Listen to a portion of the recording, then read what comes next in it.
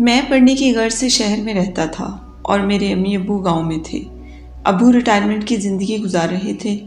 کچھ آمدنی کھیتوں اور چھوٹے سے باغ سے حاصل ہوتی تھی۔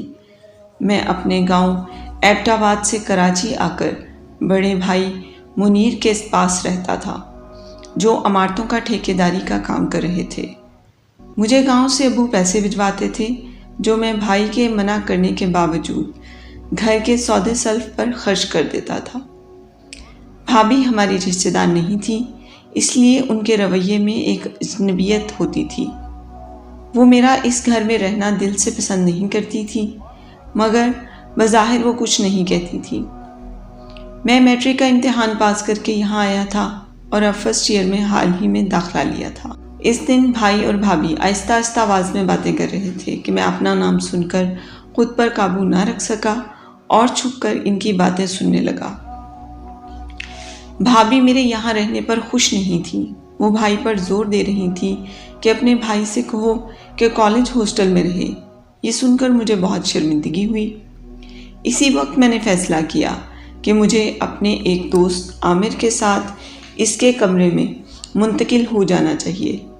عامر بھی کسی گاؤں سے آیا تھا۔ وہ پڑھنے کے ساتھ ساتھ ایک ہوٹل میں کام بھی کرتا تھا۔ میں نے سوچا میں بھی کوئی کام کر لوں گا، اس طرح میرا گزارا ہو جائے گا اور مجھے کسی سے پیسے لینے کی ضرورت محسوس نہیں ہوگی۔ دونوں مل کر کمرے کا کرایہ بھی آدھا آدھا دے دیں گے۔ اپنے بھائی کو مشکل سے راضی کر کے آخر میں عامر کے پاس چلا گیا۔ ایک ہفتہ گزرا تو امی ابو نے فون کر کے اپنی تشویش کا اظہار کیا۔ وہ میرے اس طرح الگ رہنے پر خوش نہ تھے۔ کچھ دن بعد ابو کی طبیعت اچانک خراب ہو گئی۔ میں پھر پریشان ہو گیا۔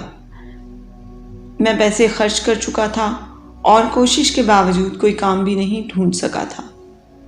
میں بے چین ہو گیا اور جلدی جلدی تیاری کی، مگر اصل پریشانی تو پیسے کی تھی۔ بس کا ٹکٹ 2500 کا تھا اور میرے پاس صرف 500 روپے تھے۔ میری مدد بھائی کر سکتے تھے، مگر میرا دل نہیں مان رہا تھا کہ میں ان سے مدد لوں۔ عامر کا تعلق بھی ایک غریب گھر سے تھا، پھر بھی اس نے کہیں نہ کہیں سے بندوبست کر کے 2000 روپے مجھے دے دیے۔ جب میں بس میں سوار ہوا تو میری جیب بالکل خالی تھی اور 24 گھنٹے سے زیادہ کا سفر تھا۔ فجر کے بعد طویل سفر شروع ہوا۔ ظہر کے وقت بس ایک ہوٹل کے سامنے رکی تو میں نے مسجد میں جا کر نماز پڑھی اور وہیں بیٹھ کر وقت گزارا اور پانی پی کر بس میں آ کر بیٹھ گیا۔ مغرب تک میری حالت خراب ہو چکی تھی۔ بس نماز کے لیے رکی تو کچھ مسافر ہوٹل میں بیٹھ کر چائے پینے لگے۔ میں نے سوچا کہ کاش کوئی مسافر ایک پیالی چائے مجھے پلا دے۔ بس ایک مرتبہ پھر روانہ ہو گئی۔ 9:30 بجے بس ایک ہوٹل میں رکی۔ اب مجھ پر کمزوری طاری ہونے لگی۔ ایک طرف گہری نیند آ رہی تھی اور دوسری طرف پیٹ میں درد ہو رہا تھا۔ فجر کی نماز تک میری یہی حالت رہی۔ فجر کی نماز سڑک کے کنارے بنی مسجد میں پڑھی، پھر بس روانہ ہو گئی۔ اکثر مسافر سو رہے تھے۔ اچانک ایک ناکے پر بس کو روک دیا گیا۔ 2 اہلکار اوپر چڑھے۔ تیسرے نے ڈرائیور کو بس ایک طرف روکنے کو کہا۔ ڈرائیور نے بس سڑک کے کنارے لگائی اور نیچے اتر کر پولیس موبائل کے پاس کھڑے آفیسر کے پاس جا کر بات کرنے لگا۔ جو 2 اہلکار اوپر چڑھے تھے وہ سب مسافروں کو غور سے دیکھ رہے تھے۔ وہ میرے پاس بھی آئے، مجھے غور سے دیکھا، پھر اپنی جیب سے موبائل فون نکال کر اس میں چیک کیا، میرا نام پوچھا اور نیچے اتر گئے۔ بس کافی دیر رکی رہی۔ مسافروں میں بے چینی پیدا ہونے لگی۔ آخر کچھ لوگ ڈرائیور کے پاس گئے۔ ڈرائیور نے بتایا کہ پولیس کا کوئی بڑا آفیسر آ رہا ہے، تب تک بس رکی رہے گی۔ تھوڑی دیر اور گزری تو ڈرائیور نے آفیسر سے جا کر کوئی بات کی۔ افسر نے فون پر کسی سے بات کی، پھر مسافروں کے پاس آ کر انہیں خوشخبری سنائی کہ ہم تھوڑی دور واقع ایک ہوٹل میں جا کر کچھ دیر رکیں گے۔ سب کا کھانا پینا پولیس کی طرف سے مفت ہوگا۔ سب کے ساتھ ساتھ مجھے بھی خوشی ہوئی۔ بس روانہ ہوئی۔ پولیس کی موبائل بس کے آگے آگے چل رہی تھی۔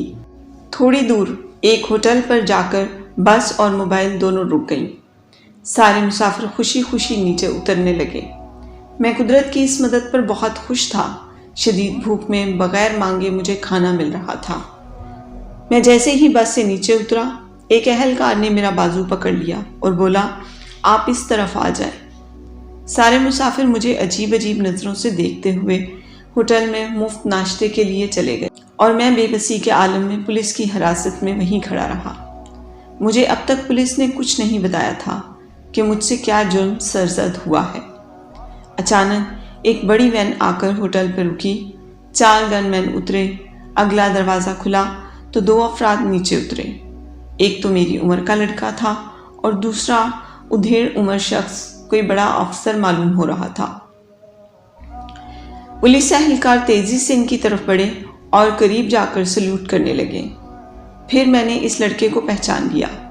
وہ میرا ہم جماعت اظفر تھا، جس کے والد کسی اہم محکمے میں بڑے عہدے پر فائز تھے۔ اب ایک پل میں سب کچھ بدل گیا۔ دراصل یہ بزم جو سجی تھی وہ میرے لیے تھی۔ بس کے مسافر جو دعوت اڑا رہے تھے وہ دراصل میری وجہ سے تھی۔ اظفر ایبٹ آباد میں آرمی کے بڑے کالج میں پڑھنا چاہتا تھا۔ اس نے اپنے والد سے یہ اجازت اس شرط پر لی تھی کہ میں اس کے ساتھ پڑھوں گا، کیونکہ میرا گھر بھی وہیں پہ تھا اور چھٹی کے دن اظفر کو یہ سہولت میسر ہوتی کہ وہ میرے گھر میں رہ سکتا تھا۔ اس کے گھر والے اسی طرح مطمئن ہو سکتے تھے۔ اظفر نے مجھے کراچی میں تلاش کیا تو پتہ چلا کہ میں آج صبح ہی ایبٹ آباد روانہ ہو گیا ہوں۔ اس نے اپنے والد کی مدد سے مجھے میرے گھر پہنچنے سے پہلے پکڑ لیا۔ اس نے کچھ ہی دیر میں مجھے راضی کر لیا کہ ہم دونوں ایبٹ آباد میں ایک ہی کالج میں پڑھیں گے۔ تب میرا سفر دوبارہ شروع ہوا، مگر اب میں ایک سرکاری جیپ میں سفر کر رہا تھا۔ اب میرا پیٹ بھرا ہوا تھا اور دل باغ باغ تھا۔